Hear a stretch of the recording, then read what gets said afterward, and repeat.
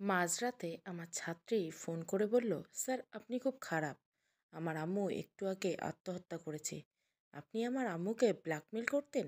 Suicide নোটে কারণ হিসেবে শুধু আপনার নামটাই আম্মু উল্লেখ করেছেন। এত রাতে আমার ছাত্রী রিহানার গলার কণ্ঠস্বর থেকে এমন কথা আমাকে খুব দ্রুত অবাকের শেষ দিকে নিয়ে গেল। কিছুক্ষণ নিস্তব্ধ থাকার পর হতভম্ব হয়ে আমি বললাম, মাঝরাতে ফোন করে কি বলছো এসব? তোমার কি মাথা ঠিক আছে? স্যার আমার মাথা ঠিকই আছে হয়তো, বা আপনার মাথা ঠিক নেই। আপনার স্ত্রী তো প্রেগনেন্ট। শারীরিক চাহিদা আপনাকে এতটাই নিম্ন স্তরে পৌঁছে দিয়েছে যে আমার মায়ের উপর আপনার লোভাতুর খারাপ দৃষ্টি ফেলতেও দ্বিধাবোধ করেননি। রিহানা, তুমি কি আমার সাথে মজা করছো? কী সব আজে বাজে কথা বলে চলছো? আপনার কি মনে হয় আমি মজা করার মতো মেয়ে? চোখের ঠিক সামনে আমার মায়ের লাশ ঝুলে আছে সিলিং ফ্যানের সঙ্গে। বাবা সেই কবে এই দুনিয়ার মূর্ছা ত্যাগ করেছে। এই পৃথিবীর ভূখণ্ডে আমার অতি আপন বলতে আর কেউ রইল না। আপনি আমার টিউশনের প্রিয় একজন স্যার ছিলেন। আপনার প্রতি আমার যথেষ্ট সম্মান শ্রদ্ধা ভক্তি ছিল, কিন্তু আজ সব শেষ হয়ে গেল। আপনি আমার দেখা একজন জঘন্য মানুষে রূপান্তরিত হলেন। আপনি টিউশনি স্যার নামে কলঙ্ক মাত্র, তাছাড়া আর কিছুই না। আপনাকে আমি কখনোই ক্ষমা করব না স্যার, কখনোই না। কথাগুলো বলার পরপরই ফোনটা কেটে দিল রিহানা। সব কিছু যেন তা আমার মাথার ঊর্ধ্বে দিয়ে গেল। এসব কি বলল রিহানা? কিছু জানি না কেন মাথায় গহীনে ঢুকলো না। এই মুহূর্তে ভাবাতে বিভোর আমি। বেশ কয়েকবার রিহানার নাম্বারে কল করেছিলাম, কিন্তু রিং বাজলেও ফোন উঠায়নি। ঘণ্টা কাটার পর 4টার কাছাকাছি শোয়া অবস্থায় আচমকা ঘুম ঘুম চোখে পিছন থেকে হাত টেনে ধরে আমার স্ত্রী রুহি বলল, কি ব্যাপার? এত রাতে তুমি এভাবে বসে আছো কেন? হকচকিয়ে আমি বললাম, হঠাৎ ঘুম ভাঙে, এখন আর ঘুম আসছে না, তাই বসে রয়েছি। তুমি ঘুমিয়ে পড়ো, অন্যথা শরীর খারাপ করবে।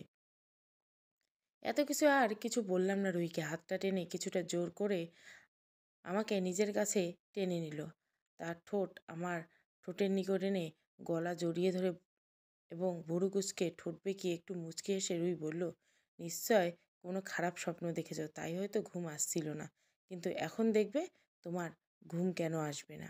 প্রত্যুত্তরে কিছুই বললাম না। রুহি খুব কাছে থাকলেও কেন যেন আমার সব ধরনের চিন্তা দুশ্চিন্তা নিমেষে দূর হয়ে যায়। মনের ভেতরটা প্রশান্তিতে ভরে ওঠে। কিন্তু আজ এসব কিছুই হচ্ছে না।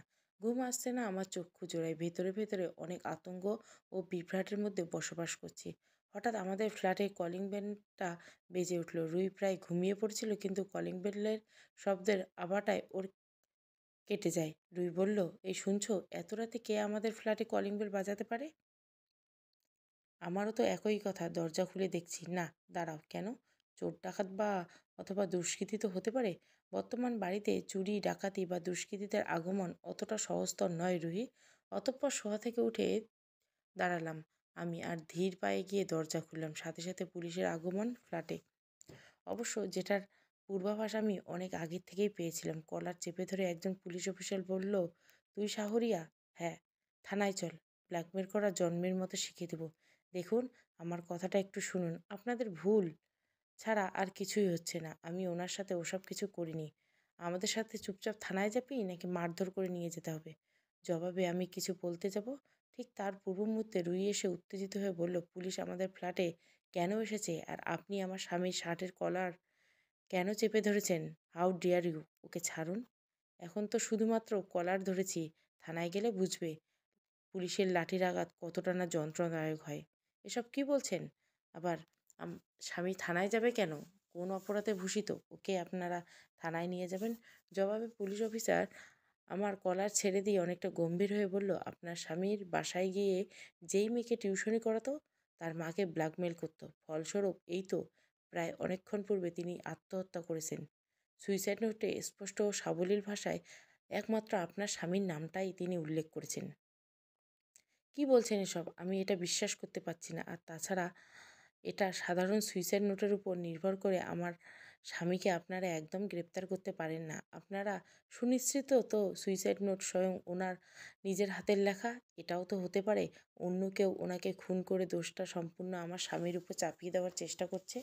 পরিশেষে স্পষ্ট একটাই কথা আমি বলবো, আমার স্বামী অর্থাৎ শাহরিয়াকে কেউ মিথ্যাচারে ফাঁসানোর চেষ্টা করছে, তাছাড়া আর কিছু না। চুপ করুন। আপনার স্বামী কি কোনো বড় কিছু যে তাকে কেউ ফাঁসানোর চেষ্টা করবে। সুইসাইড নোট স্বয়ং ওনার নিজের হাতের লেখা ছিল। এখন শুধু অপেক্ষারত পোস্টমর্টমের রিপোর্টের জন্য। সেটা খুব শিগগিরই বেরিয়ে আসবে। এখন আর কথা বাড়াতে চাই না। আপনার স্বামীকে আমাদের সাথে থানায় যেতে তো বাধ্যতামূলক যেতেই হবে। প্লিজ বাধা দেওয়ার কোনো প্রকার বৃথা চেষ্টা করবেন না। যা কথা সব থানাতে হতে হবে। অতঃপর আমাকে হাতকড়া পরানো হলো। রুহির চক্ষুজোড়া তখন জলে ভিজে গিয়েছিল। মোটেও তখন রুহির দিকে তাকাতে পারিনি আমি। ওর চোখে চোখ রাখতে পারিনি। অতএব আমাকে থানায় নিয়ে যাওয়া হলো। পরের দিন সকাল 10 ঘটিকায় রুহি থানায় এলো। ওর চোখ মুখ আমাকে ইঙ্গিত করেছিল প্রচুর কেঁদেছে ও প্রচুর। ধীরে ধীরে চোখের বাঁধ আমারও নরম হয়ে ভেঙে পড়ার উপক্রম হয়ে দাঁড়িয়েছিল। তবুও বাঁধজোড়া শক্ত করে রুহির ফর্সা গাল দুটো স্পর্শ করে আমি একটাই কথা বললাম, আমি নির্দোষ, নিরপরাধ। আমাকে অবিশ্বাস করো না রুহি। কথার উত্তরে রুহি বেশ একটা ভেজা গলায় বলেছিল, পরিস্থিতি যেমনই হোক সাহারিয়া, তোমার উপর আমার দীর্ঘ বিশ্বাস কখনো উঠে যাবে না। আমি জানি তুমি নির্দোষ। বিশ্বাস রাখো সৃষ্টিকর্তার উপর, নিশ্চয়ই সব কিছু ঠিক হয়ে যাবে। কথাগুলো বলার পরে সেদিন রুহি চলে গেছিল। যার 2 দিন পর থানায় নতুন এক ওসির আগমন ঘটল, যাকে মূলত ট্রান্সফার করে এখানে নিয়ে আসা হয়। কিন্তু ওনাকে দেখামাত্র আমার আর রুহি দুজনের চক্ষু জোড়া কপালে উঠে যায়। রুহি চোখের জল তখন টলমল করছিল, কারণ ওই ওসি আর কেউ না, স্বয়ং আমার স্ত্রী রুহির আপন বড় ভাই। নিজের হাতে খাবার তৈরি করে এনেছিল রুহি, কিন্তু পারল না মুখে তুলে দিতে, আর না পারলেও এড়িয়ে যেতে। রুহির বড় ভাই হয়তো আমাদের দেখে এই মুহূর্তে অবাকের সর্বোচ্চ সীমায় গিয়ে পৌঁছেছে। একটা ফাইল ও কিছু রিপোর্ট হাতে নিয়ে সামনে এগিয়ে এসে রুহির বড় ভাই জাহিদ এবং খানিকটা তাচ্ছিল্যের সাথে রুহিকে উদ্দেশ্য করে তিনি বললেন, যেমনটা আমরা আশা করেছিলাম ঠিক আজ তার ব্যতিক্রম হলো না। আমরা পূর্বেই তোকে বহুবার বারণ করেছিলাম এই ছেলেকে বিয়ে করিস না, কিন্তু তুই জেদি মেয়ে, আমাদের কোনো কথাই শুনিসনি। সবার পছন্দ করা পাত্রকে ঠুকরে কোথাকার এই অনাথ ছেলের প্রেমে মজলি। কি পেলি ওকে বিয়ে করে? ত্যায্য সন্তান হলি, সমস্ত ধন সম্পদ থেকে বহিষ্কার হলি, সব কিছুই হারালি, পরিশেষে কি পেলি বল? তোর স্বামীর চরিত্রই তো খারাপ। পড়ানোর নাম করে ছাত্রীর মাকে ব্ল্যাকমেল করতো, কুপ্রস্তাব দিত। শাহরিয়া এমন কিছু করেনি ভাইয়া। ও এমন নয়, ওকে ফাঁসানো হচ্ছে। চুপ, এখানে আমার একটা সম্মান আছে, অন্তত ভাই রেখে সেটা নষ্ট করে দিস না প্লিজ। পোস্টমর্টম রিপোর্ট বেরিয়েছে, সেখানে স্পষ্ট উল্লেখ রয়েছে ওই আত্মহত্যায় ছিল। তাছাড়া আরও বিভিন্ন প্রমাণে আমাদের নিকট আছে তোর চরিত্রহীন স্বামীর বিরুদ্ধে। ও দোষী, সাজা পাবে। এছাড়া আমি ভাবতে পারছি না তুই এখনও ওকে কি করে সাপোর্ট করতে পারিস। জবাবে শত দুঃখের ভিড়ে একটু মুচকি হাসলো রুই এবং বলল, ভালোবাসা। কথাটা বলে রুই এক পলক তাকালো আমার দিকে, তারপর থানা থেকে বের হয়ে গেল। জানি না কি আমার দোষ, কেন এমন হলো। আমি তো কোনো অপরাধ করিনি, তাহলে আজ কেন আমি এই অন্ধকার জেলে? ছোট্ট একটা চাকরি করতাম, যা দিয়ে সংসার চালানো বেশ কষ্টের ছিল। তাই তো পাশাপাশি একটা টিউশনিও করতাম। রিহানার মা খুব ভালো মনের মানুষ ছিলেন। তাহলে কেন তিনি মৃত্যুর পথটা বেছে নিলেন এবং তার দায়ী হিসাবে আমায় বা কেনই বা উল্লেখ করলেন, যেখানে আমি নির্দোষ? এমন কিছু করিনি। জানি না কি হচ্ছে এসব। মনে তো হচ্ছে গভীর থেকে গভীর কোনো ষড়যন্ত্র। কেন আল্লাহ সর্বদা নির্দোষকে ফাঁসানো হয়? দোষীরা তো ঘুরে বেড়ায় মুক্ত আকাশে, খোলামেলা রাস্তাঘাটে। পরের দিন সকাল সকাল একজন কনস্টেবল এসে যখন কিছু দুঃখ প্রকাশ করে বলল, থানায় আসার পথে কোনো একটা গাড়ির চাপায় আপনার গর্ভবতী স্ত্রী প্রাণ হারিয়েছে, যা শোনা মাত্রই আমার অন্তর্মহলে তিল তিল করে গড়ে ওঠা সাম্রাজ্য ভাঙতে স্তব্ধ করে তুলল। সব কিছু যেন আমার মাথার উপরে ঘুরছে। হচ্ছে কি এসব? শরীর ঝিমঝিম করছে, হাত পা অবশ হয়ে আসছে। বলার মতো কোনো ভাষা নেই যে খুঁজে পাচ্ছি না। বুকের ভিতর ধুকধুকানি ক্রমশ বেড়েই চলছে। আর পাচ্ছি না যন্ত্রণা নিতে সাঁতরাতে। পাচ্ছি না আর তীব্র স্রোতের সম্মুখীন হতে। মন ভেঙে চুরমার। তবুও খানিক শক্ত করে নিজেকে এবং কনস্টেবলকে উদ্দেশ্য কাপা গলায় বললাম, আপনি কি সত্যি কথাই বলছেন? ওটাই কি আমার স্ত্রী ছিল না অন্য কেউ? আমার তো বিশ্বাস হচ্ছে না। মজা টজা করছেন না তো? গাড়ির চাপায় মুখের অর্ধাংশ থেতলে গেছে। স্বয়ং আপনার স্ত্রীর বড় ভাই, অর্থাৎ আমাদের থানার নতুন ওসি লাশটা চিহ্নিত করেছে। আপনি একটু নিজেকে সামলে নেওয়ার চেষ্টা করুন। সত্যিটা মেনে নিতেই হবে। শেষ দেখা এবং স্ত্রীকে দাফন কাফনের জন্য জেল থেকে বেশ সম্ভবত আপনাকে কিছু নির্দিষ্ট সময়ের জন্য মুক্তি করে দেওয়া হতে পারে। কথাগুলো বলার পর এক প্রকার হনহনিয়ে চলে গেল কনস্টেবল। বুকের ভেতরটা ফেটে যাচ্ছে। কি এমন পাপ করেছিলাম যার জন্য আজ এই পরিস্থিতি আমায় খুব যন্ত্রণার মধ্যে ফেলছে। অতঃপর প্রায় অনেকক্ষণ পর অবশেষে চোখের দৃষ্টি সন্নিকটে একজন পুলিশ অফিসারের দেখা পেলাম, যিনি এসে জেলের তালা খুলে বললেন, তাড়াতাড়ি চলুন, জানাজা পেতে হলে ঢাকার উদ্দেশ্যে শিগগির যেতে হবে। বেশ খানিকটা আশ্চর্য হয়ে গেলাম, ঢাকায় কেন? আপনার স্ত্রীর লাশ ঢাকায় তার পৈতৃক বাড়িতে পাঠানো হয়েছে। সেখানে সম্ভবত জানাজা এবং কোনো একটা কবরস্থানে লাশ দাফন হবে। মন শতবার চাইলেও আর কথা বাড়ালাম না। আমাকে সঠিক সময়ে জানাজার নামাজে দাঁড়াতে হবে। শেষবারের জন্য রুহির পবিত্র মায়াভরা এই মুখটা দেখতেই হবে। কিন্তু কিছুতেই পারলাম না। আহ! আফসোস! থানার বাইরে আসতে সেই পুলিশ অফিসার সিফাতুল্লাহর ফোন বেজে উঠল। কল রিসিভ করার ১৫ মিনিট তিনি কথা বলছিলেন। তারপর আমাকে ইঙ্গিত করে কয়েকজন কনস্টেবলকে ডেকে বললেন, ওকে দ্রুত আবার জেলের ভিতরে নিয়ে যাওয়া হোক। এতে মাত্রাধিক হতভম্ব হয়ে আমি বললাম, এসব কি বলছেন আপনি? উত্তরে কিছুটা নরম স্বর ব্যবহার করে বললেন, কিছু করার নাই। স্যার ফোন করেছিলেন, তিনি স্পষ্টভাবে আপনাকে সেখানে যেতে এখন আবার বারণ করছেন। আপনার স্যার মানে ওই থানার ওসির কথা বলছেন তো? হ্যাঁ। সে তো এমনটাই বলবে। প্লিজ আমাকে নিয়ে চলুন, নতুবা আমায় নিজ থেকে যেতে দিন। আমি শেষবার একটুখানির জন্য আমার ভালোবাসার মানুষটাকে দেখতে চাই। ওকে আমি বলতে চাই, কেন ছেড়ে গেলে? হারালে অতল গভীরে? এটা তো হওয়ার কথা ছিল না। তাহলে কেন আমার সাথে এমনটা করলে? আমি তো কোনো অন্যায় করিনি বা অপরাধের সাথে যুক্ত হইনি। তাহলে কেন আমায় বিনা দোষে সাজা ভোগ করতে হবে? দয়া করে আমায় যেতে দিন। শুধু চোখের পলকে একটাবার দেখেই আমি চলে আসবো, বিশ্বাস করুন। জবাবে বেশ একটি তীক্ষ্ণ গলায় পুলিশ অফিসার সিফাতুল্লাহ বলল, সরি, আমার কাছে অবশিষ্ট করার মতো কিছুই নেই। আপনাকে যেতে দিলে আমার চাকরি টানা-হেঁচড়ার সম্মুখীনে পড়বে। এটা তো কনফার্ম। স্যার কড়া কণ্ঠে বারণ করে দিয়েছেন, আপনি কোনো ক্রমে সেখানে যেতে পারবেন না। অতঃপর দুজন কনস্টেবল জোরজবস্তির ভিত্তিতে আমাকে আবার জেলের ভিতরে নিয়ে আসেন। জীবনে কখনো এত কষ্ট যন্ত্রণা অনুভব করিনি আমি, যতটা আজ অনুভব করেছি, যা আমাকে তিলে তিলে করে ক্ষণে ক্ষণে মৃত্যুর দুয়ারে পৌঁছে দিচ্ছে। কেন যেন আজ মনে হচ্ছে দুনিয়ার সমস্ত যন্ত্রণা বেদনা সব দিক থেকে শুধু আমাকেই ঘিরে ধরেছে। ছায়ার মতো সর্বদা আমার পাশেই একমাত্র রুহি ছিল, কিন্তু তাকেও শেষ পর্যন্ত সৃষ্টিকর্তা কেড়ে নিল আমার নিকট থেকে। কিছু মানুষ খানিকক্ষণের জন্য জীবনে থাকে, হয়তো রুহি ছিল তাদের মধ্যে একজন। দুদিন পর রুহির বড় ভাই জাহিদ থানায় এসে সর্বপ্রথম আমার মুখ দর্শন করেন এবং নিজের সর্বোচ্চ শক্তি এক হাতে সঞ্চারিত করে কষে কষে কয়েকটা থাপ্পড় বসিয়ে দেওয়ার পর শক্ত করে কলার ধরে চেপে রাগান্বিত গলায় বলেন, তোর জন্য আমার ফুলের মতো বোনটা আজ ওই অন্ধকার কবরে শুয়ে আছে। সব কিছুর জন্য একমাত্র তুই দায়ী। তোকে আমি কোনো ক্রমেই ছাড়বো না। প্রয়োজনে বোধ হলে তোর বিরুদ্ধে আরও কিছু মিথ্যে অভিযোগ আমি তুলব। তারপর ফাঁসির দড়ি পর্যন্ত নিয়ে গিয়ে তবেই আমি শান্ত হব। মনে ভীষণ তৃপ্তি পাবো। কথাগুলো বলার পর খানিকক্ষণ ধাক্কা দিয়ে আমায় দেওয়ার ফলস্বরূপ দেওয়ালে মাথা লেগে কিঞ্চিৎ পরিমাণ কেটে যায় আমার। এতে তার কোনো প্রকার ভ্রূক্ষেপ নেই। আর থাকবেই কেন? অতএব কিছুক্ষণ আমার দিকে চোখ বড় বড় করে তাকিয়ে থাকার পরে চলে গেলেন তিনি। যার মাত্র ১.৫ ঘন্টা পর অবিশ্বাস্য হলো সত্যি আমার জামিন হয়ে যায়। অপরিচিত এক লোক এসে মূলত আমার জামিন করায়। জামিন কে এই লোক? আর কেনই, কিভাবে ও অতি সহজে আমার জামিন করলো? রাগে গজগজ করে রুহির বড় ভাই জাহিদ সেই অপরিচিত লোকটির উদ্দেশ্য করে বললেন, এটা কি করে সম্ভব? ওর জামিন কি করে হতে পারে? How possible? আর কে আপনি? ওর মতো একটা অপরাধীকে কেনই বা জামিন করালেন? মনে তো হচ্ছে আপনি কোনো সন্ত্রাসবাদের লোক। রুইয়ের বড় ভাই জাহিদের কথাগুলো শুনে একটু হাসল অপরিচিত সেই লোকটি। মুখের মাস্ক ও চোখের সানগ্লাস খুলে জবাবে তিনি বললেন, আমি এহসানুল হক, গোয়েন্দা ডিপার্টমেন্টের একজন অফিসার। চোখে না দেখলেও নাম হয়তো শুনেছেন। মৃত্যুর ৩৬ মিনিট আগে আপনার বোন অর্থাৎ রুহি আমার সাথে কন্ট্যাক্ট করেছিল। বলতে গেলে সেই সুবাদে আমার এখানে আসা। কথা বাড়াতে চাই না, তাই মেইন পয়েন্টে আসছি। শাহরিয়ার ছাত্রী রিহানার মায়ের ওই পোস্টমর্টম রিপোর্ট আসল ছিল না, যা থানার ওসি হয়েও আপনি সেটা ধরতে পারলেন না। ওনাকে খুন করার পর সেটা সম্পূর্ণ আত্মহত্যার রূপ দেওয়া হয়েছে।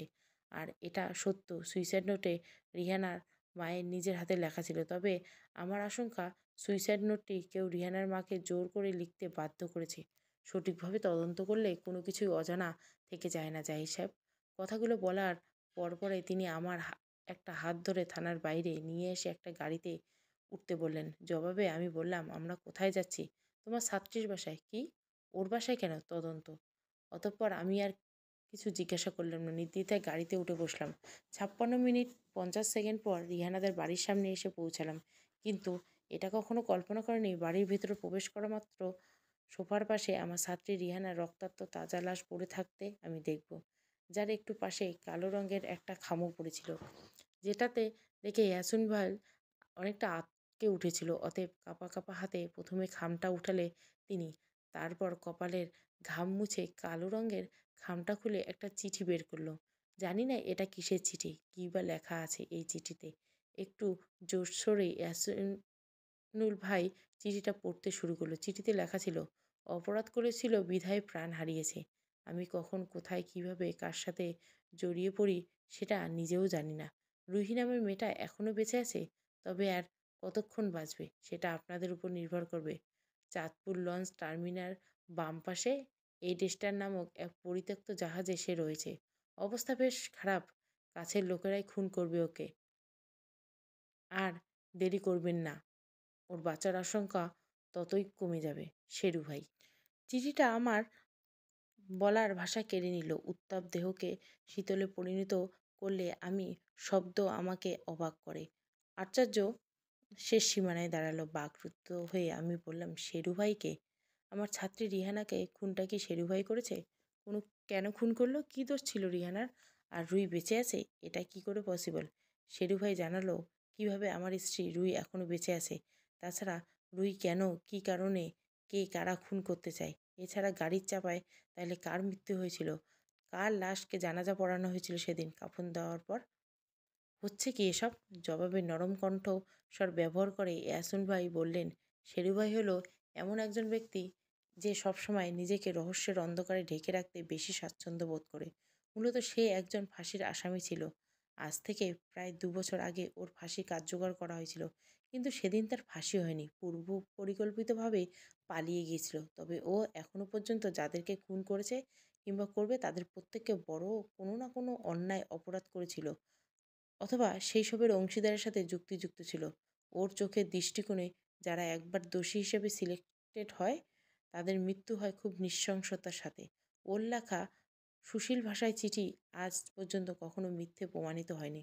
ও কখন, কোথায়, কিভাবে, কার সাথে জড়িয়ে পড়বে সেটা হয়তো ওর নিজেরও ঠিক জানা নেই। এখন আর কথা বাড়ালে চলবে না। তোমার স্ত্রীকে বাঁচাতে হলে দ্রুত আমাদের চাঁদপুরের উদ্দেশ্য গমন আরম্ভ করতে হবে। আর একটুখানির জন্য সময় ব্যয় বা অপচয় করা যাবে না। সময়ের মূল্য বুঝতে হবে। তুমি এক্ষুনি গাড়িতে গিয়ে বসো। আমি থানায় কল করে লাশটাকে বাড়ি থেকে পোস্টমর্টমের জন্য নিয়ে যেতে বলে আসছি। এখন মনে অসংখ্য প্রশ্ন হয়ে থেকে গেল। আর কিছুই বলিনি আমি। রুহির জন্য আমার মন প্রাণ সব উতলা হয়ে পড়েছে। জানি না সত্যি রুহি আদৌ কি বেঁচে আছে। যদি বেঁচে থাকে তাহলে না কি জানি কীরূপ করুণ পরিস্থিতিতে না এই মুহূর্তে সে রয়েছে। অতঃপর রিহানাদের বাড়ি থেকে বের হয়ে গাড়ি উঠে বসলাম। যার একটু বাদে দ্রুত বেগে ইয়াসিন ভাই এসে আমার পাশাপাশি বসলো এবং তাড়াহুড়ো কণ্ঠে গাড়ির ড্রাইভারকে নির্দিষ্ট গন্তব্যস্থলে যত দ্রুত সম্ভব নিয়ে যেতে বললেন। চোখ দুটো বন্ধ করে সম্ভবত ভাবাকে বিভোর আমি। কিছু বুঝতে পারছি না চোখের পলকে কী সব হয়ে গেল। অভাবের সংসার হলেও আমরা অল্পতে ভীষণ হাসি খুশি আনন্দে ছিলাম, কিন্তু সুখ রইল না কপালে। দুজনে একটু সুখ তো আমি থাকতে চেয়েছিলাম, তবে আমাদের সাথে কেনই বা এমন হলো? দুনিয়াতে কি আর কোনো মানুষ ছিল না? কেন এমন হয় প্রতিবার হৃদয় পোড়ানো যন্ত্রণা আমাকেই ছাই হতে হয়? আচমকা ইয়াসিন ভাই বলে উঠল, আমাদের যেতে যেতে হয়তো অনেকটা দেরি হয়ে যাবে। তৎক্ষণাৎ তোমার স্ত্রীর ক্ষতি হয়ে যাওয়ার আশঙ্কা অনেক বেশি। তাই সেখানকার নিকটবর্তী থানায় একটু আগেই ফোন করে আমি সব জানিয়ে দিয়েছি। তারা হয়তো এতক্ষণে মূল স্থান অর্থাৎ পরিত্যক্ত সেই জাহাজের কাছাকাছি চলেও গিয়েছে। তাড়াহুড়োয় মানুষের জ্ঞান বুদ্ধি সব অতি সহজে লোপ পায়। বিপদকালীন মুহূর্তে এইসব হ্রাস পেতেই চলবে না, কিচ্ছুতেই না। একটু অবাক হয়ে আমি বললাম, আপনি ফোনে কখন কথা বললেন? আমি তো পাশেই ছিলাম, কই শুনলাম না তো। ভাবনার ঘরে নিজেকে হারিয়ে বসলে শুনবে কি করে? কথাটা তিনি আমার গম্ভীরভাবে বললেন। এর কোনো জবাব আমি দিলাম না। আবার ভাবাতে বিভোর হয়ে পড়লাম, কিন্তু হঠাৎ বেজে ওঠা ইয়াসিন ভাইয়ের ফোনের রিংটন আমার ভাবনায় ব্যাঘাত ঘটালো। তিনি ফোন রিসিভ করে 6 মিনিটের মতো কথা বলার পর খানিকক্ষণ চুপ করে পরক্ষণে বিস্মিত কণ্ঠে স্বরে আমার উদ্দেশ্য করে বললেন, চিঠিতে উল্লেখিত থাকা চাঁদপুর লঞ্চ বাস টার্মিনাসের বাম পাশে এই স্টার নামক এই পরিত্যক্ত জাহাজে তোমার স্ত্রীকে পাওয়া গেছে।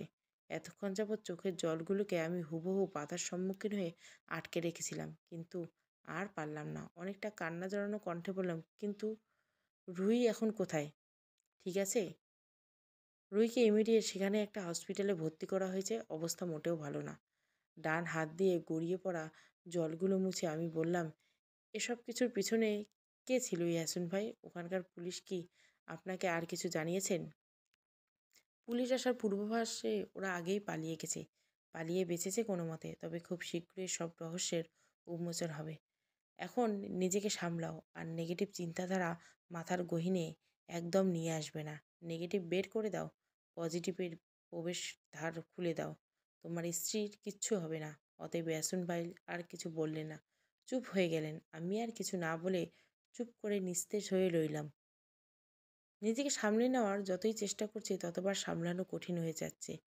বাম হাত আমার কাঁধে রেখে ইয়াসিন ভাই বিথায় আমাকে সান্ত্বনা দেওয়ার চেষ্টা করছেন। অবশেষে দীর্ঘ ঘন্টার জার্নির পর হাসপাতালে এসে পৌঁছলাম, যে হাসপাতালে রুহিকে অ্যাডমিট করা হয়েছে। রুহি ক্যাবিনে এখন প্রবেশ করা নিষিদ্ধ। ডাক্তার বারণ করেছে, গুরুতর অবস্থা। এছাড়া ডাক্তার এটাও স্পষ্ট করেছে রুহিকে প্রচণ্ডভাবে টর্চার করা হয়েছে। আর কিছুক্ষণ টর্চার করা হলে গর্ভের সন্তানসহ উভয়ই মারা যেত। দূর থেকে দাঁড়িয়ে প্রিয় মানুষটার পবিত্র মুখখানির দিকে তাকালে অন্তর্মহলে আরও তীব্র আকারে কম্পিত অনুভব করলাম। আহ, ভালোবাসার মানুষটার কীরূপ করুণ অবস্থা! ওর মুখের দিকে কেন জানি না আমি তাকাতেই পাচ্ছি না। খবর পাওয়ার দুদিন পর রুহির বাবা মা আত্মীয় স্বজন সবাই হাসপাতালে ছুটে আসে। কান্নায় ভেঙে পড়ছে তারা। অতএব এক প্রকার সবার সম্মুখে রুহির বড় ভাই জাহিদ ইয়াসুন ভাইকে প্রশ্ন করলেন, লাশটা তো আপনিই শনাক্ত করেছিলেন, তাই না জাহিদ সাহেব? তা ঠিক কোন কারণে মনে হলো ওটা আপনার ছোট বোন রুহির লাশ ছিল? থতমত খেয়ে রুহির বড় ভাই জাহিদ বলল, রুহির 22তম জন্মদিনে আমি ওকে একটা সোনার দামি চেন উপহারস্বরূপ গড়িয়ে দিয়েছিলাম, যেটা ডিজাইন আমার নিজের তৈরি ছিল। স্বর্ণকাররা শুধু সেই অনুযায়ী চেনটি ডিজাইন করে বানিয়েছিল। মূলত সেই চেনটিকে কেন্দ্র করে নিজের বোন রুহির ভেবে লাশ শনাক্ত করেছিলাম। তাছাড়া ওই মেয়েটা প্রায় রুহির সমবয়সী এবং অন্তঃসত্ত্বা ছিলেন। একটু ভুরু কুঁচকে ইয়াসুল ভাই বললেন, লাশটার মুখখানি তো থেঁতলে গিয়েছিল। তা আরও নিশ্চিত হওয়ার জন্য ডিএনএ পরীক্ষা করাননি? প্রত্যুত্তরে রুহির বড় ভাই জাহিদ সরু গলায় বললেন, করেছিলাম তো। ফলাফল কি পজিটিভ না নেগেটিভ ছিল? পজিটিভই ছিল। তাই তো আরও কনফার্ম হয়েছিলাম। বুঝেছি, অবশ্যই ডিএনএ রিপোর্টে কোনো গোলমেল আছে। তবে প্রশ্ন এখনও রয়েই গেল, তাহলে ওই মেয়েটা কে ছিল? মেয়েটার গলায় রুহির চেনে কী করে এলো? তাছাড়া আপনাকে আমি একটা কথা বলছি, একটু শুনুন জাহিদ সাহেব। আপনি চাইলে অলংকারের ব্যবসা শুরু করে দিতে পারেন, কারণ ওই পুলিশের চাকরি যোগ্য, কিন্তু আপনি এখনও মোটেও হয়ে ওঠেননি। জানি না এই চাকরিটা আপনাকে কে দিয়েছিল। শেষে ইয়াসিন ভাইয়ের এরূপ কথায় খানিকটা রাগ উঠল রুহির বড় ভাই জাহিদের, যেটা স্পষ্ট তার মুখ দেখে বোঝা যাচ্ছিল, কিন্তু জবাবে তিনি তেমন কিছু বলার সাহস পাননি। অতঃপর ইয়াসিন ভাই আমার কিছুটা কাছে এসে দাঁড়ালেন। ডান হাত আমার বাম কাঁধে রেখে বললেন, I hope your wife will not be harmed. এখন নিজেকে খানিকটা সামলানোর চেষ্টা করো। সর্বদা তোমার রবের উপর আস্থা ও ভরসা রেখো। দেখবে চোখের পলক ফেলার পূর্বে সব ঠিক হয়ে গেছে। আচ্ছা, আমি তাহলে এখন একটু বেরোচ্ছি, ঘন্টাখানেকের মধ্যে ফিরে আসবো। অবাক হয়ে আমি বললাম, এখন আপনি কোথায় যাচ্ছেন ইয়াসুন ভাই? দরকার আছে। রুহিকে যেই থানায় পুলিশ ওই পরিত্যক্ত জাহাজ থেকে উদ্ধার করেছে সেই থানায় যাচ্ছি। শীঘ্রই চলে আসব। তাছাড়া এত কিছুর ইতি না টেনে তোমাদের ছেড়ে আর দূরে কোথাও যাচ্ছি না আমি। আর একটা কথা শোনো, যতই হোক রুহির বাবা মা উভয় সম্পর্ক কিন্তু তোমার শ্বশুর শাশুড়ি হন। নিজেকে শক্তপোক্ত করো, তাদের পাশে দাঁড়ানোর চেষ্টা করো। নিজের মেয়ের প্রতি যতই তাদের রাগ অভিমান থাকুক না কেন, তারা কখনোই নিজ মেয়ের এরূপ দুঃখজনক অবস্থা কাম্য করবে না। কখনই না। ওনারা তোমার মতো অনেকটা ভেঙে পড়েছেন। অতএব ইয়াসিন ভাই আর তেমন কিছু বললেন না, সোজাসাপটা হাসপাতাল থেকে বেরিয়ে গেলেন। যার একটু পরে ডাক্তার এসে বলল, রুহির অবস্থা এখন বেশ ভালো। মাঝরাত অথবা শেষ রাতের দিকে ওর সেন্স ফিরতে পারে বলে ডাক্তার আশঙ্কা করেছেন। যা শুনে একটু হলেও স্বস্তির শ্বাস নিলাম। প্রায় 2 ঘন্টা পর ইয়াসিন ভাই আবার হাসপাতালে ফিরে এসেছেন। ওনাকে দেখা মাত্র আমি প্রশ্ন করলাম, কিছু জানতে পেরেছেন? উত্তরে হতাশাযুক্ত গলায় বললেন, না। এখনও মনে মনে শুধু রুহির সুস্থতার জন্য প্রার্থনা করছি। একমাত্র রুহি বলতে পারবে তারা কে ছিল। আচ্ছা, রুহির কন্ডিশন এখন কেমন? আগের চেয়ে ভালো তো? আমি যাওয়ার আগে পর ডাক্তার কিছু বলেছেন?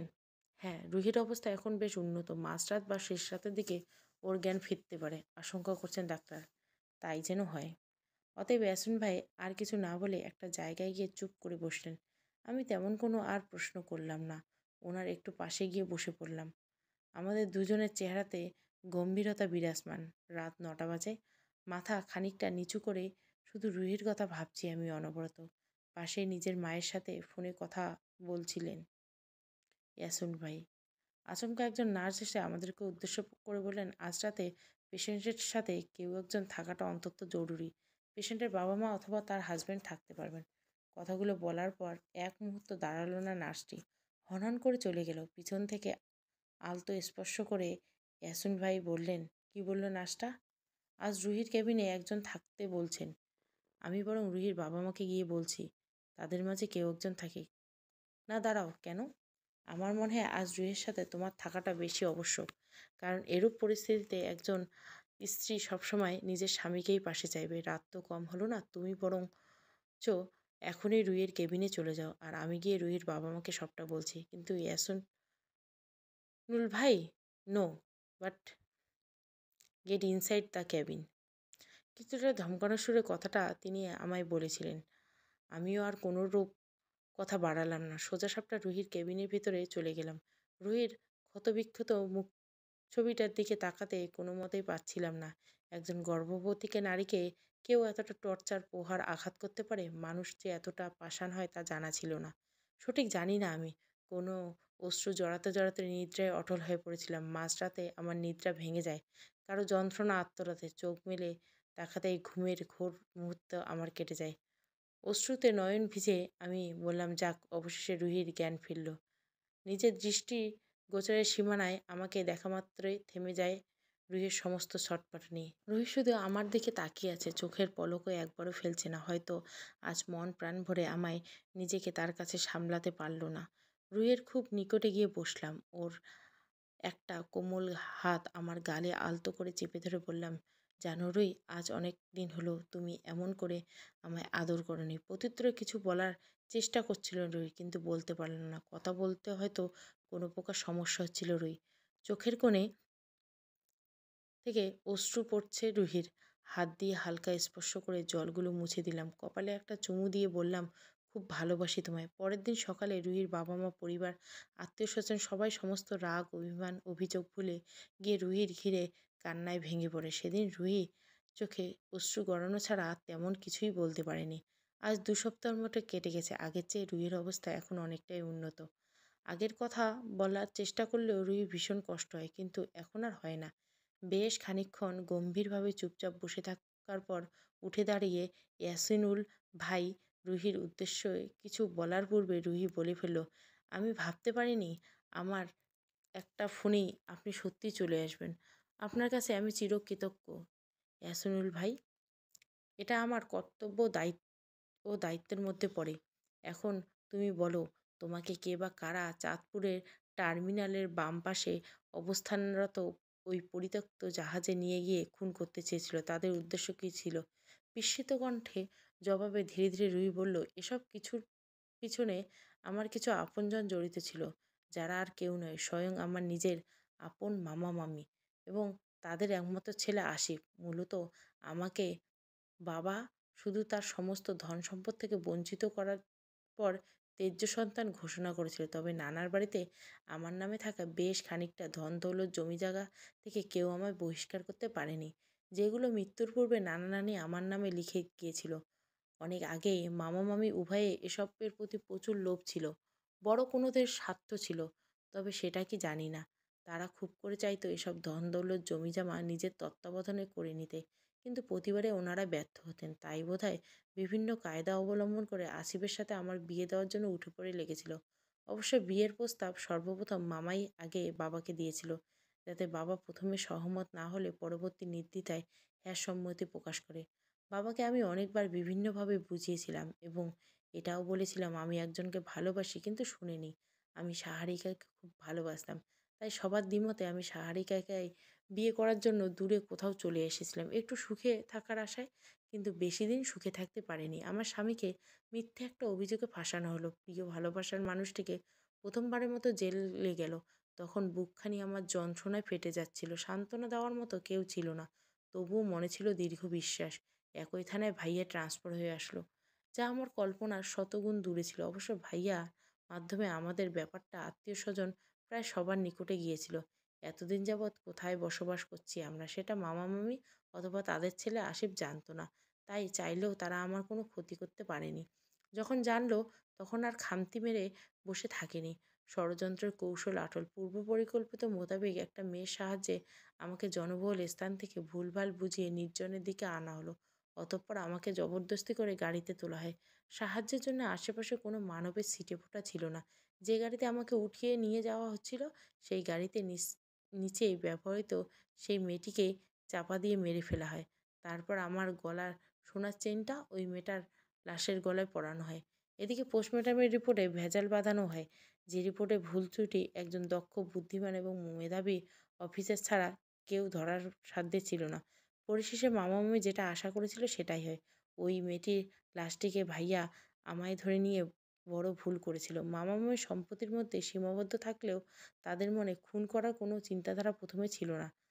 উপর দিকে আসিফের সীমাবদ্ধতা ছিল অনেকটা দূর পর্যন্ত। আমাকে খুন করার নেশায় ও নেশাখোর হয়ে ওঠে। কারণ আসিফ আমাকে বেশ একটা বোধ হয় ভালোবাসতো। আমার নিজের করে পাওয়া না পাওয়ার যন্ত্রণা, রাগ, ক্ষোভ ও নোংরা, দূষিত, ময়লামুক্ত মন। অবশ্য পরবর্তীকালে আসিফের উস্কানিমূলক কথাতে মামা-মামী আমায় খুন করার ব্যাপারে আরও গভীরতা চলে যায়। এতক্ষণ চুপচাপ রুহির বলা কথাগুলো শুনছিলাম। স্তম্ভিত হয়ে সবাই যার যার অবস্থানে দাঁড়িয়ে আছে। ইয়াসিনুল ভাই বলল, সব বুঝলাম, জড়তা কমলো। তবে একটা কথা, ওর প্রপার্টিগুলো তোমার কাছ থেকে লিখে নিতে সক্ষম? হ্যাঁ, ওরা খুব টর্চার করেছিল আমায়, সহ্য হচ্ছিল না। কিন্তু সই করে দেওয়ার পরও টর্চার কমায়নি, তিলে তিলে মেরে ফেলতে চেয়েছিল। আপনি দ্রুততার সাথে এমন কিছু করেন, ওদের প্রত্যেককেই গ্রেপ্তার করে উপযুক্ত শাস্তির ব্যবস্থা করেন। চিন্তা করো না, পুলিশকে আমি অনেক আগেই ইনফর্ম করে দিয়েছি। বেশ আশ্চর্য হয়ে রুহি বলল, পুলিশকে কখন জানালেন? জবাবে ইয়াসিন বলল, প্রথমে যখন তোমার মামা মামি আর তার ছেলে আসিফের নাম বলেছিল তখনই মেসেজে আমি সব জানিয়ে দিয়েছি। যা তুমি সহ কেবিনে উপস্থিতি থাকা কেউ লক্ষ্যই এড়ায়নি। এতক্ষণ হয়তো তারা পৌঁছে গিয়েছে, ফোন আসার অপেক্ষায়। কথাটা সময় নিয়ে বললেও ইয়াসিন ভাইয়ের ফোন বেজে উঠতে বেশি সময় লাগেনি। কথা শেষ করার পরে আচমকা ইয়াসিন ভাইয়ের ফোনে বেজে উঠল। অবস্থাটা তো সবার এখন মূল কেন্দ্র হচ্ছে ইয়াসিনুল ভাই। অতএব ফোন রিসিভ করে বেশ কিছুক্ষণ কথা বলার পর ফোন কেটে দিয়ে তিনি বললেন, রুহি, কে ফোন করেছিল আর কি বলল ইয়াসিন ভাই? গম্ভীর গলায় ইয়াসিনুল ভাই বললেন, পুলিশ ফোন করেছিল। আসিফের লাশ তার নিজের বাড়িতে পাওয়া গেছে, কিন্তু আসিফের বাবা মা অর্থাৎ তোমার মামা মামি নিখোঁজ। দ্রুত তাদের খুঁজে বের করতে হবে, আইনের আওতায় আনা হবে, নতুবা ও নিশ্চিত বাঁচতে দিবে না। হতবাক হয়ে রুহি বলল, মানে বুঝলাম না, কে বাঁচতে দিবে না?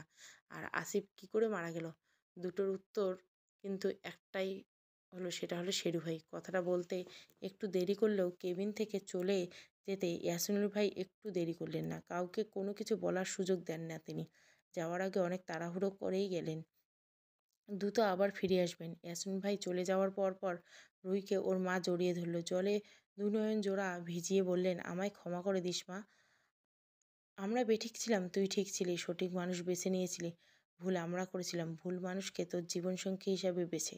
অতঃপর বেশ কিছুক্ষণ রুহির সাথে ভালো মন্দ কথা বলার পর আস্তে ধীরে সবাই কেবিন থেকে বেরিয়ে গেল। আমি মুহূর্তে ও রুহিকে ছাড়া কেউ কেবিনে নেই। চোখের ইশারায় আমায় কাছে ডাকলো রুহি। নরম হাত দিয়ে আমার গাল দুটো হালকা স্পর্শ করে নিজের সাথে আঁকড়ে ধরে বলল, কতদিন তোমায় এভাবে শক্ত করে জড়িয়ে ধরিনি শাহরিয়া। জবাবে আমি কিছু বললাম না। আমি মুচকি হাসলাম।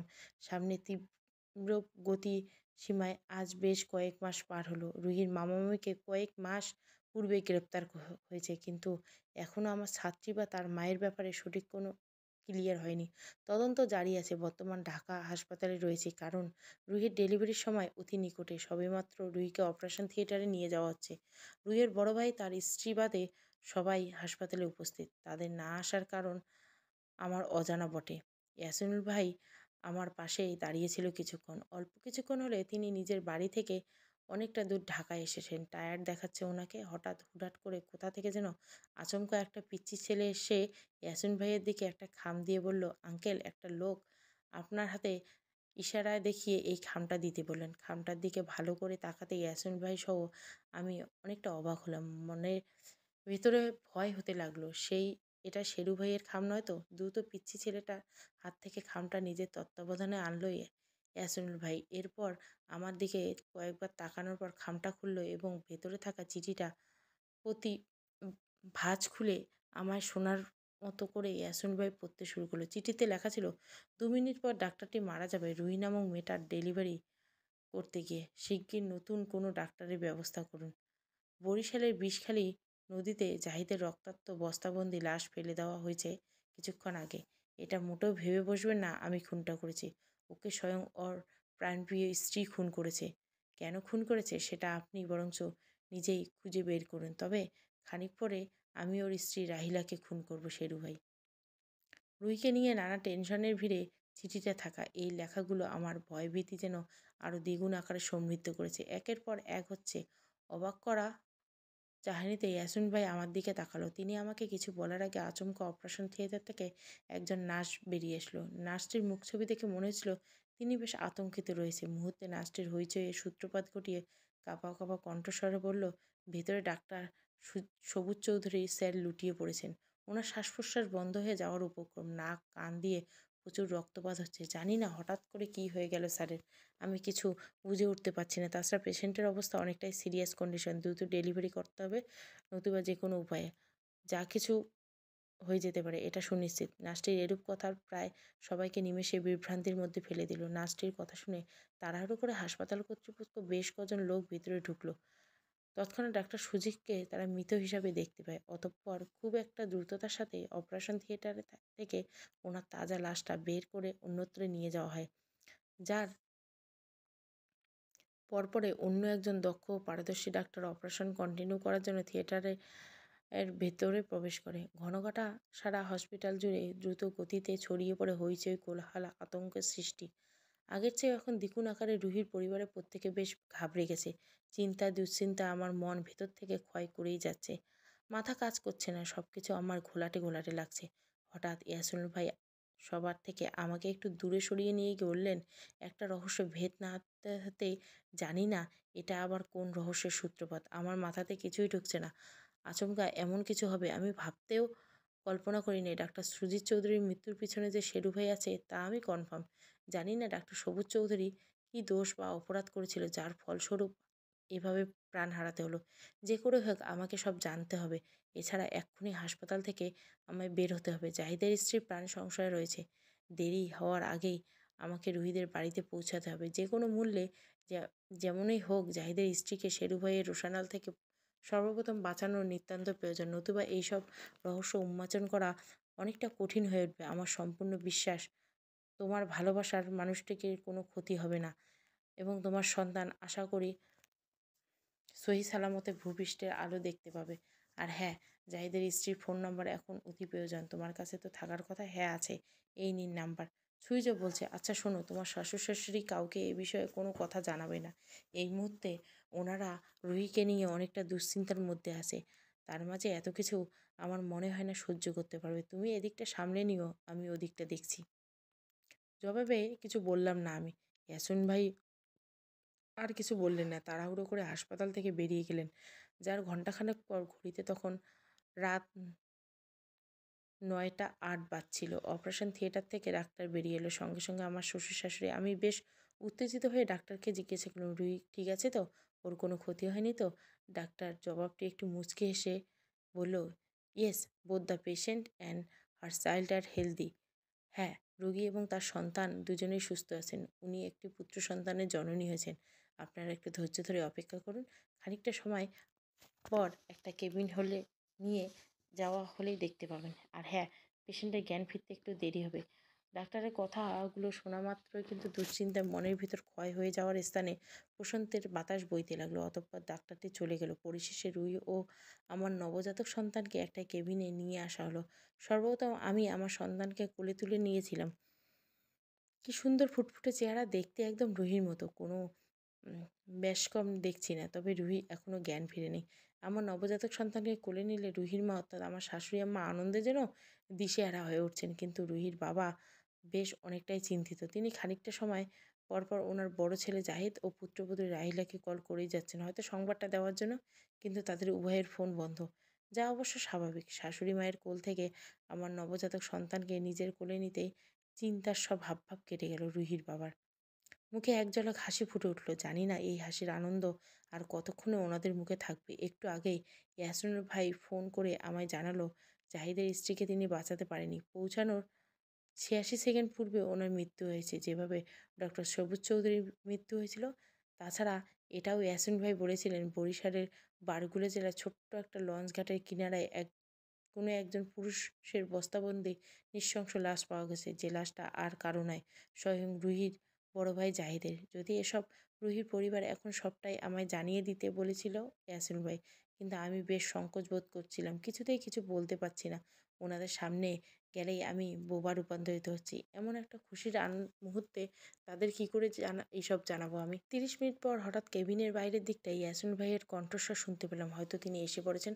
অতঃপর ইয়াসিন ভাই ভেতরে আসলো। বেশ খানিকক্ষণ চুপ করে থাকার পর চোখের ইশারায় আমায় তিনি কেবিনের বাহিরে নিয়ে গেলেন এবং গম্ভীর গলায় বললেন, তুমি এখনো জানাওনি সবটা? আমি বললাম, আমার এই শূন্য মস্তিষ্কের গহীনের ঘরে কিছু ঢুকছে না ইয়াসিন ভাই। আমি কিভাবে এমন একটা মুহূর্তে ওনাদের সাথে এসব কথা বলবো? কিছু করার নেই, ওনাদের সব জানতে হবে। ভিতরে চলো, তোমার শ্বশুর শাশুড়ি উভয়কে সামলাতে হবে, কারণ আমার কথাগুলো ওনারা ভেঙে পড়তে সাহায্য করবে। অতএব ইয়াসিন ভাই আর কোনো কথা বাড়ালেন না। সোজাসাপটা কেবিনের ভিতরে চলে গেলেন। পরিশেষে কিছুটা ধীর কণ্ঠে ওই দিনকার সবাইকে সবটা পরিষ্কার করে বলে দিয়েছিলেন তিনি। রুহির বাবাকে সামলানো আমার নিকট সবচেয়ে বেশি কষ্টসাধ্য ব্যাপার হয়ে উঠছিল। আজ ৮ দিন অতিক্রম হলো। বর্তমান হাসপাতালে রয়েছি। আগামীকাল রুহিকে রিলিজ করা হবে। সবার মন মেজাজ এখন বেশ খারাপ। বিশেষ করে রুহির বাবা। তিনি একটু পরপর নিজের বড় ছেলের জাহিদের নৃশংস লাশের কথা মনে করে ডুকরে কেঁদে উঠছেন। আমার পাশে গম্ভীর মুখ নিয়ে দাঁড়িয়ে আছেন ইয়াসিন ভাই। অবশ্য তিনি সবসময় গম্ভীর ভাব নিয়ে থাকেন। আচমকা তিনি বলতে শুরু করলেন, জানি না আমার বলা কথাগুলো আপনারা কিভাবে নিবেন। কথাটা রুহির বাবা মাকে উদ্দেশ্য করে বললেন ইয়াসিন ভাই। স্বল্প কিছুক্ষণ চুপ থেকে তিনি আবার তাদের উদ্দেশ্য করে বললেন, নিজেদের সহনসীমা শক্ত করুন। লোভ মানুষকে ধ্বংস দ্বারপ্রান্তে এগিয়ে দেয়। এই সত্য কথাটির প্রচলন যুগ যুগ ধরে চলে আসছে। জাহিদ রাহিলাকে মোটেও পছন্দ করতো না। শুধুমাত্র আপনাদের পছন্দ অপছন্দের জোরাজুরির জন্য নিজের ২ বছর ১২ মাস ২৯ দিনের ভালোবাসাকে কোরবানি বিসর্জন দিয়ে রাহিলাকে বিয়ে করেছিল। যদিও জাহিদের সাথে রাহিলা তেমন সুখে ছিল না। সবার অজান্তে ঝগড়া হতো। রুহিকে ত্যায্য সন্তান করার পর ধন সম্পত্তির উত্তরাধিকারী ও মালিক একমাত্র জাহিদ। বলতে গেলে এসব লোভে পড়ে জাহিদকে বিয়ে করার আর রাহিলার।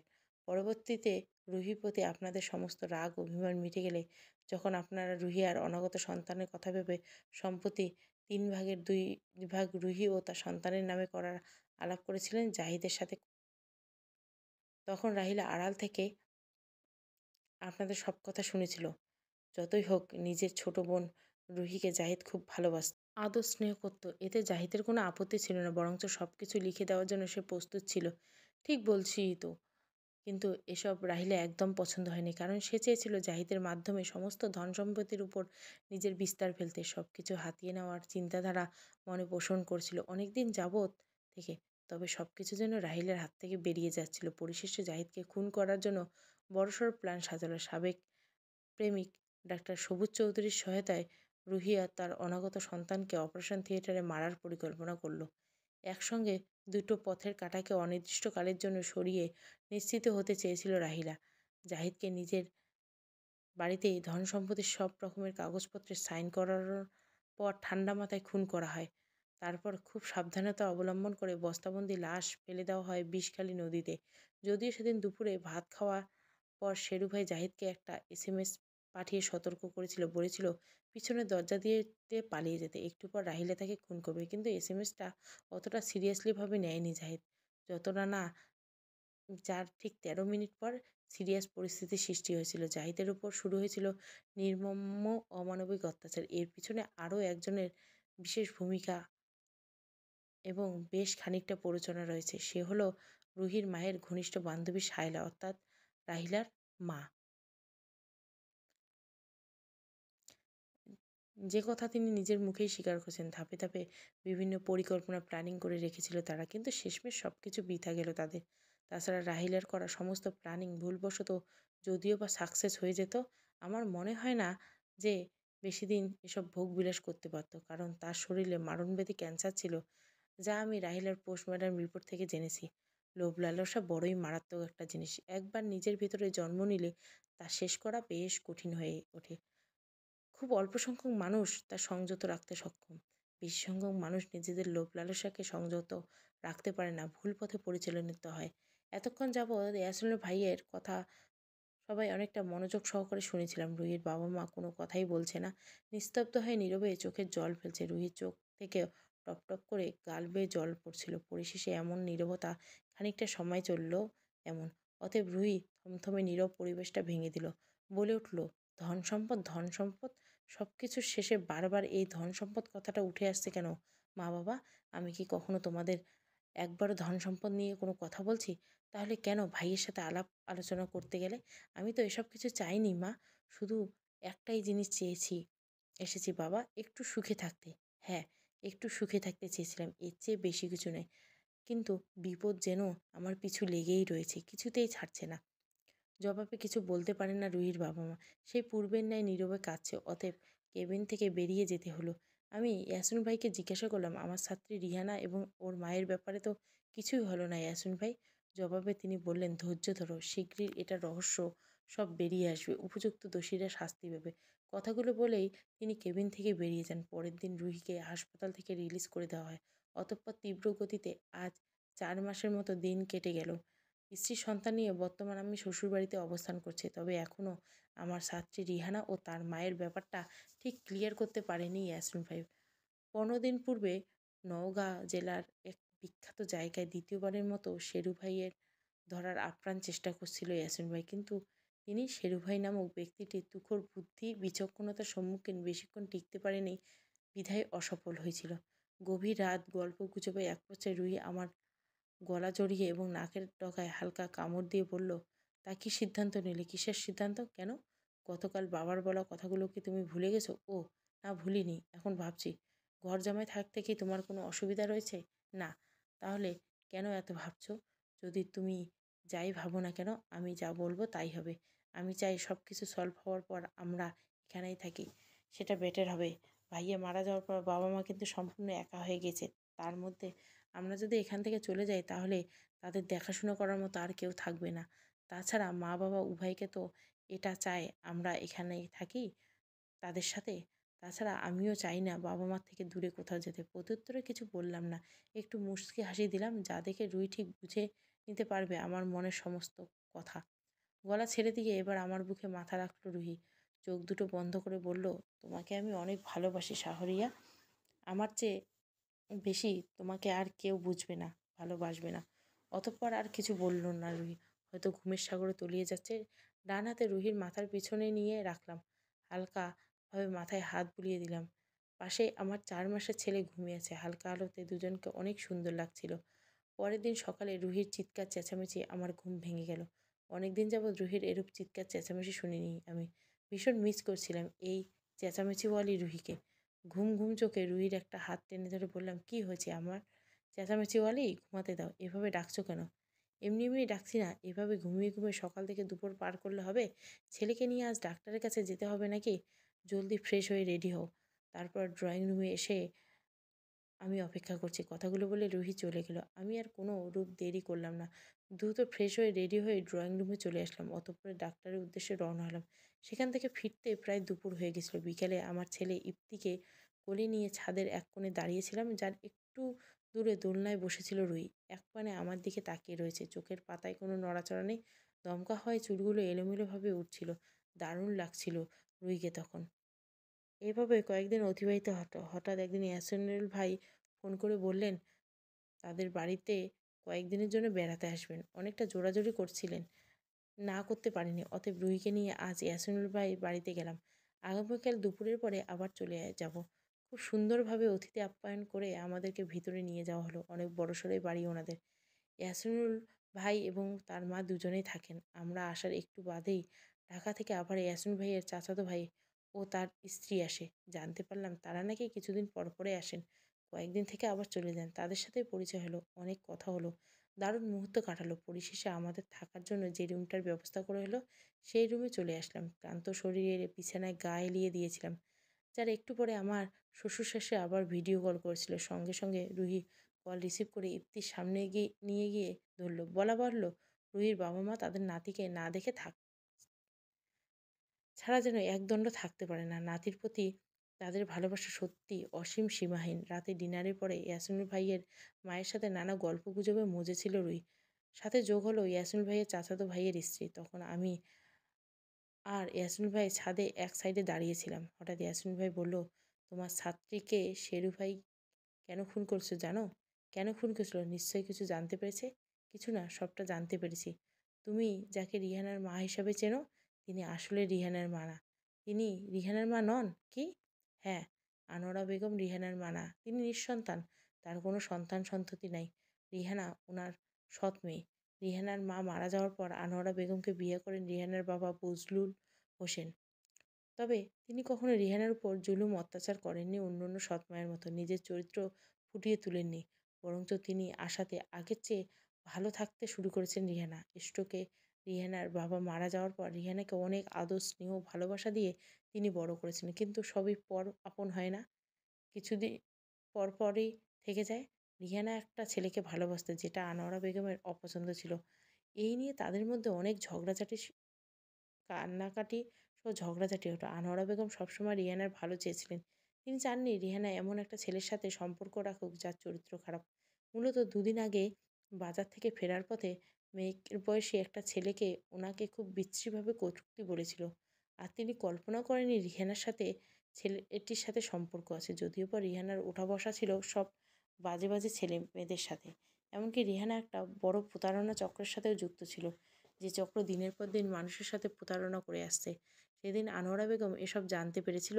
ওই দিনে রিহানার গায়ে প্রথম দিনে হাত তুলেছিলেন। এমনকি ঠান্ডা মাথায় অনেক বোঝানোর পর সেদিন তিনি পুলিশে তুলে দেওয়ার ধমকি পর্যন্ত দিয়েছিলেন এসব থেকে বেরিয়ে আসতে। কিন্তু তারপরে কোনো কাজ হয়নি। রিহানা এসব থেকে বেরিয়ে আসেনি, বরং হিতে বিপরীত পথের কাঁটা হয়ে দাঁড়িয়েছিল, গলার কাঁটা হয়ে বেঁধে ছিলেন আনোয়ারা বেগম। মুহূর্তে আনোয়ারা বেগমের সমস্ত আত্মত্যাগ ভুলে গিয়ে রিহানা অনেক ভেবেচিন্তে প্ল্যান সাজিয়ে সিদ্ধান্ত নেয় যে তার সৎমাকে খুন করবে। প্রথমে নিজের অপহরণের নাটক করে আনোয়ারা বেগমকে ওই সুইসাইড নোটটি লিখতে বাধ্য করেন। তারপর খুন করার পর ওনার তাজা লাশটাকে সিলিং ফ্যানের সাথে ঝুলিয়ে রাখা হয়। এতে রিহানার বয়ফ্রেন্ডও জড়িয়েছিল। বলে রাখাই ভালো, রিহানার বয়ফ্রেন্ড আজ থেকে 13 দিন আগে মারা গেছে। থানায় এসে নিজের থেকে সব কিছু স্বীকার করেছিল। মূলত জেলেই ওর মৃত্যু হয়েছে। পোস্টমর্টম থেকে জানতে পারি ও এমন একটা ওষুধ খেয়েছিল যেটা শুধু আমাদের দেশে নয়, আশেপাশে অনেক দেশেই পাওয়া যায় না। ওষুধটা যে খায়, যে সময় খায়, ঠিক 15 দিন পর ওই সময়ে তার মৃত্যু ঘটবে। এই মৃত্যুর পিছনে যে শেরু ভাই আছে তা আমি নিশ্চিন্ত। আমি কল্পনাও করতে পারছি না ইয়াসমিন ভাই, রিহানা মেয়েটা আসলেই এতটা খারাপ। আমার ভাবতেও খারাপ লাগছে আমি এই মেয়েকে টিউশন করতাম। অতএব বেশ কিছুক্ষণ চুপ করে রইলাম দুজনে। হঠাৎ আকাশের দিকে যে ইয়াসমিন ভাই আবার বলল, আজ আসলে কাল কি চলে যাবে? কিছুদিন থাকলে হয় না? না, কালই যেতে হবে। আবার অন্য কোনো সময় আসবো। অনেকদিন থাকা যায় জানো? কেন তোমাকে যেন খুব আপন মনে হয়। তোমার মতো যদি আমার একটা ছোট ভাই থাকতো খুব ভালো হতো। মুচকি হেসে প্রত্যুত্তরে আমি বললাম, শেরু ভাই তো আপনার নিজের রক্তের আপন ছোট ভাই, তাই নিয়ে ইয়াসমিন ভাই? আমার এমন কথায় হয়তো কমিশকালেও আশা করেননি ইয়াসমিন ভাই। ভুরু কুঁচকে পরক্ষণে তিনি বললেন, কি বলছো এসব? ভুল কিছু কেন? ভুল কিছু কি বলেছি আমি? চোখ বড় বড় করে তাকিয়ে ইয়াসমিন ভাই বলল, এই কথাটি আমি ছাড়া আর কেউ জানে না, কারো জানার কথা নেই। সেখানে তুমি জানলে কি করে? আপনি যেমন হুটহাট রহস্যজনকভাবে অনেক কিছু জেনে যান, আমিও ঠিক তেমনই জেনে গেছি। মশকরা না করো শাহরিয়া, সত্যি করে বলো, নিশ্চয় আমার কোথাও ভুল হয়েছে। আমার কোনো গোপন কথা তুমি শুনে ফেলেছো? না, তোমার তো এটা কল্পনায় আসার কথা না। জানি না এই কথাটা বলে তুমি কি করে জানলে, কিন্তু তোমার যদি মনে হয় আমি তোমার কোনো উপকার করেছি, তাহলে অনুরোধ করেই বলছি এই কথাটা তুমি নিজের মধ্যে রাখো। মুচকি হেসে বললাম, ভয় পাবেন না, এই কথাটা আর কেউ জানতে পারবে না। তবে একটা বিষয় কি খেয়াল করেছেন? কি? আপনি যেসব বিষয় বা যেসব কেসে ইন্টারফেস করেন, শেরু ভাইও কিন্তু সেই সব ইন্টারফেস করে। আপনি দোষীকে আইনের আওতায় এনে শাস্তি দেন, আর শেরু ভাই অন্যভাবে দেয়। আপনারা দুজনে একে অপরের বিপরীতধর্মী। অনেকটা সময় চলে গেল, প্রত্যুত্তরে ইয়াসিন ভাই এবার আর কিছু বললেন না। আকাশের পানে গম্ভীরভাবে নিয়ে তাকিয়েছেন। জানি না মনে মনে এখন কি ভাবছেন তিনি, মাথায় কি চিন্তা করছেন। আমি আর বেশিক্ষণ সেখানে দাঁড়িয়ে থাকিনি, নিচে চলে এসেছিলাম। পরের দিন দুপুরে খাওয়া দাওয়া পরে কিছুক্ষণ রেস্ট নিয়ে সবাইকে বিদায় জানিয়ে আমরা চলে এসেছিলাম। অতঃপরে চোখের পলকে যেন 7টা মাস কেটে গেল। জানতে পারলাম শেরু ভাই গ্রেপ্তার হয়েছে। দিনাজপুর থেকে গ্রেপ্তার করা হয়েছে। যার মাত্র 1.5 মাস পর আজ এইমাত্র ইয়াসিন ভাইয়ের কাছ থেকে জানলাম শেরু ভাই গতকাল রাতে জেল থেকে পালিয়ে গেছেন। কড়া পাহারার মধ্যেও কেউ কী করে জেল থেকে পালাতে পারে, এটাই তিনি ভেবে পাচ্ছিলেন না। শেরু ভাইকে পালাতে সাহায্য করা কাউকে কোনো রূপ ছাড় দেওয়া হবে না। গম্ভীর তদন্ত চলছে। কিছু না বলে তখন ফোন কেটে দিয়েছিলাম আমি। এখন নির্জন একটা মোড়ে দাঁড়িয়ে আছি। হাতে আছে কালো রঙের একটা খাম। এটা সেই ব্যক্তির খাম যাকে নিয়ে এত হট্টগোল। খামের ভেতরে থাকা চিঠিতে লেখা আছে, দ্বিতীয়বার ধন্যবাদ তোমাকে। মুচকি হেসে খামটা সহ চিঠিটা টুকরো টুকরো করে ছিঁড়তে ছিঁড়তে শ্বশুরবাড়ির দিকে অগ্রসর হলাম। কাউকে জানতে দেওয়া যাবে না, ঘুণাক্ষরে টের পেতে দেওয়া যাবে না, কারো ভাবনাতে আনতে যাওয়া যাবে না, কাউকে কল্পনা করতে যাওয়া যাবে না। আজ থেকে 2 বছর আগে শেরু ভাইয়ের ফাঁসি না হওয়া বা পালিয়ে যাওয়ার মহা চক্রান্তের পিছনে সবচেয়ে বড় হাতটা যে আমারে ছিল, তা কেউ জানে না, কেউ জানবেও না। আর আজ 2 বছর পরে শেরু ভাইয়ের জেল থেকে পালিয়ে যাওয়ার পিছনে সবচেয়ে বড় ভূমিকা সেই আমারে ছিল। কিছু রহস্য রহস্য মানায়, কিছু সত্য অপ্রকাশ্যের শ্রেয়, কিছু গল্প অজানাই ভালো, কিছু অতীত কারো না জানাটাই বেটার। সমাপ্ত। গল্পটা ভালো লাগলে অবশ্যই লাইক, শেয়ার এবং সাবস্ক্রাইব করবেন। Thank you for watching.